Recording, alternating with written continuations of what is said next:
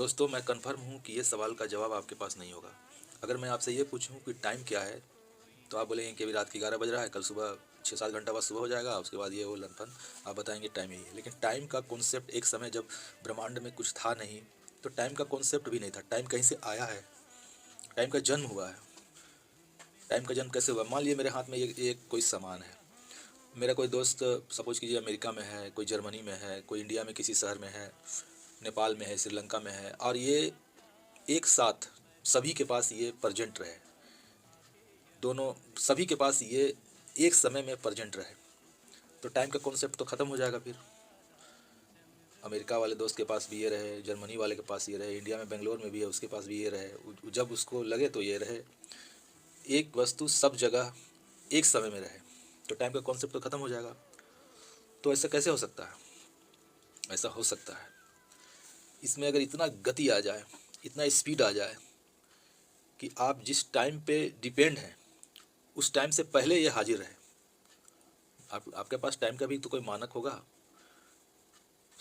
जिस टाइम को आप मेज़र कर रहे हैं, जिस टाइम पे आप डिपेंड हैं, जिसे आप टाइम मान रहे हैं, वो टाइम का कोई कॉन्सेप्ट ही नहीं। अगर ये सबों के पास एक समय में यही सामान एक ही समय में सबों के पास अगर मैंने पहुंचा रहे, तो कैसे फिर टाइम का क्या महत्व है? इसके लिए, इस सामान के लिए टाइम का कोई महत्व नहीं है।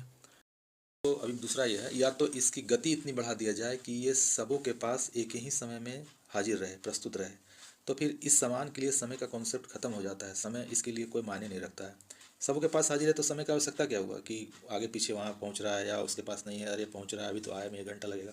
समय का कॉन्सेप्ट खत्म हो जाता है। अगर इसका स्पीड इतना बढ़ा दिया जाए, हमारे पास समय का जो मेजरमेंट का जो बेस है उससे पहले पहुँच जाए जो, तो फिर समय का कॉन्सेप्ट खत्म हो जाता है। या ऐसा किया जाए कि जो डिस्टेंस है, मान लीजिए कि यहाँ से अमेरिका का डिस्टेंस, पूरा ब्रह्मांड में जो डिस्टेंस है, जहाँ समय लगता है आने और जाने में, अगर पूरी धरती की मैं बात कर रहा हूँ, अगर धरती को कंप्रेस करके, अगर दबा करके इतने छोटे से जो अंटे हम लोग बचपन में खेलते थे, अगर उतना कर दिया जाए, तो फिर यहाँ भी समय का कॉन्सेप्ट खत्म हो जाएगा।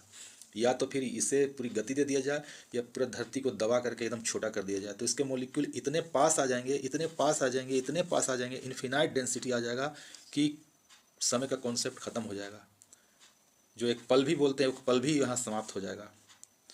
तो ये जो समय है, ऐसा हो सकता है क्योंकि ये एक न्यूट्रॉन स्टार का पदार्थ जो होता है, एक छोटे से सरसों के दाने के बराबर में उसका वजन एक हाथी के बराबर होता है। तो डेंसिटी इतना दिया जा सकता है, या इसका स्पीड बढ़ा करके समय का कॉन्सेप्ट को ख़त्म किया जा सकता है। मतलब समय का आवश्यकता ख़त्म हो जाएगा।